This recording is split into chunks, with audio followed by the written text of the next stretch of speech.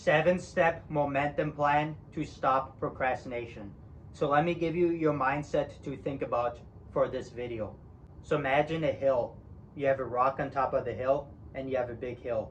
The rock won't move on its own. So what you will need to do is you need to give the rock a push so it can roll down the hill by itself. That's the idea.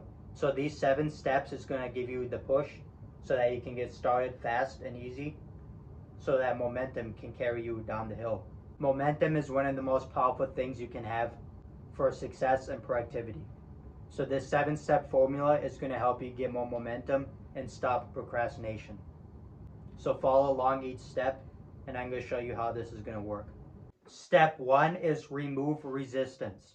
So let's say you're procrastinating on reading, and let's say your full goal is to read, say, 40 pages. The problem with that is that's a big goal and it's harder to start because you have something big you have to do. But if we can shrink this down to what I call the smallest full unit, then it makes it a lot easier to get started. So here are some examples that you can do. So with reading, start off by reading just one line. If it's workouts, start off by doing one push-up. If it's eating vegetables, take one bite of a vegetable. If it's writing a book, write one sentence. So that takes a big goal and it makes it a lot easier to start. Think about this. About 90% of a habit is just getting started. Once you start, it's not as hard as you thought it would be. Step 2 is write the full task clearly. So now that you have the smallest full unit, this gives you the full task to do. So this is what you're aiming for. So you can either use a piece of paper, but for this example, I'm going to keep it simple with a little card right here. So let's say our goal is to read, let's say, 10 pages of this book. There is a strategy where you can read 10 pages of a book and read multiple books a day. But to keep it simple, let's say 10 pages for a book. So once you know the smallest full unit on the paper, write down the full task to do. So reading, maybe it's 10 pages. If it's push-ups, maybe it's 10 push-ups or 20 push-ups. If it's jumping jacks, maybe it's 30 jumping jacks. If you want to write a book, maybe today you're going to write 1 page or 300 words. I would recommend for the task, if you can, give it a specific number. So that way you can actually measure the progress and you know exactly what you want to do. So think about it like this. The small fullest unit is taking the first step, and this is the marathon that we want to run. But you can't run a marathon unless you take the first step. Step 3 is set a timer. So now that you have the smallest full unit, read one line, you have the task, let's say 10 pages. Now what you want to do to keep momentum even more is before you start, set a timer. So this can help you stop procrastination since you have time pressure, but it can also help you keep momentum longer because you naturally want to see how many minutes you can stay productive for in one session. So just like a video game, you complete tasks to level up your character. It's the same with this. You do success habits to level yourself up. And the more minutes a day you spend on success habits, the more you can improve your life. So get that timer for time pressure. Now you can use a phone timer for this or a physical timer, but if you don't want any phone distractions and you want to keep it simple and right in front of you, I'd recommend a physical timer for this. But if you don't have a physical timer, then a phone timer also works. Just keep it simple. Step 4 is track distractions.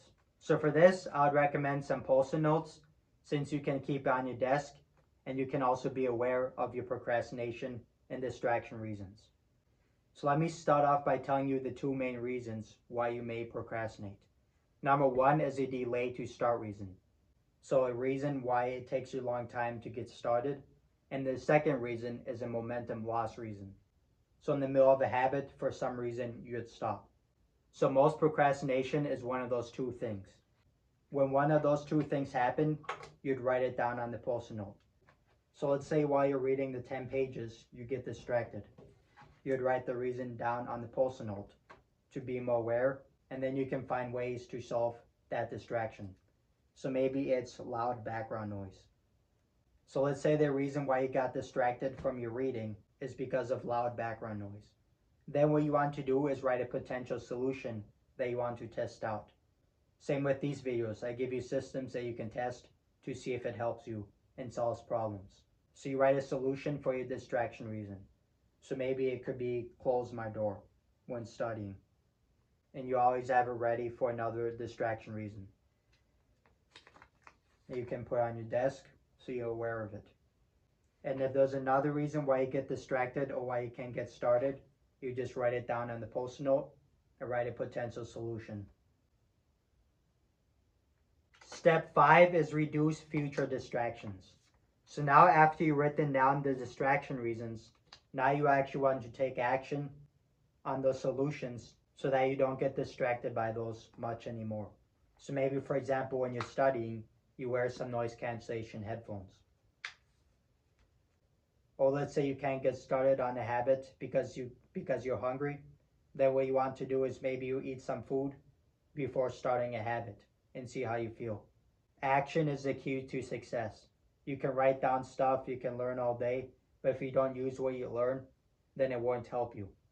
Step 6 is add habits that support focus.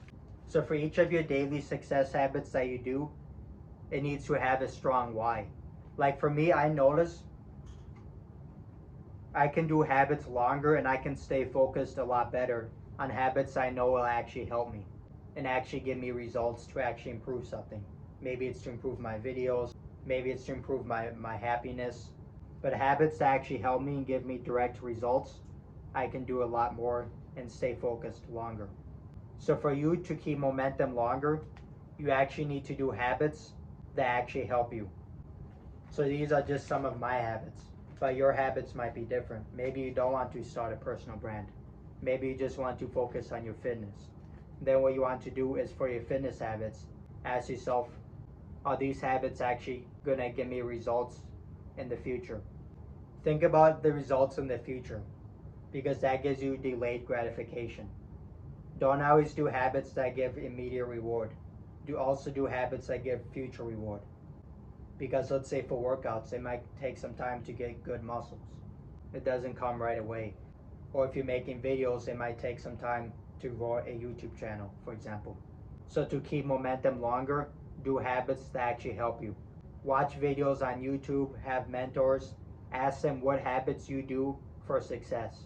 Because it's different for everybody and it depends on what your goals are to get the right habits. Don't fall into the trap of just being busy. Just because you're digging dirt doesn't mean you're building a house. Busy and success habits are two different things. And then step 7 is track your most productive minutes a day on your desk. So on a post-it note, this is an example. So let's say June 5th, 2026, your most productive day spent on success habits. Not just busy stuff, but success habits. Habits that actually move you forward towards your goals. Let's say that day you spend 4 and 10 minutes productive. So let's say that's your best day. So what you want to do is you can keep that on your desk and you can use that as motivation. So can I try to reach or exceed that number? This is extremely powerful for keeping momentum longer because then it takes boring productivity and makes it like a video game. You're trying to get a new high score. Comment below your most productive minutes in a day and follow if this helped you. I'm trying to get to 1,000 subscribers.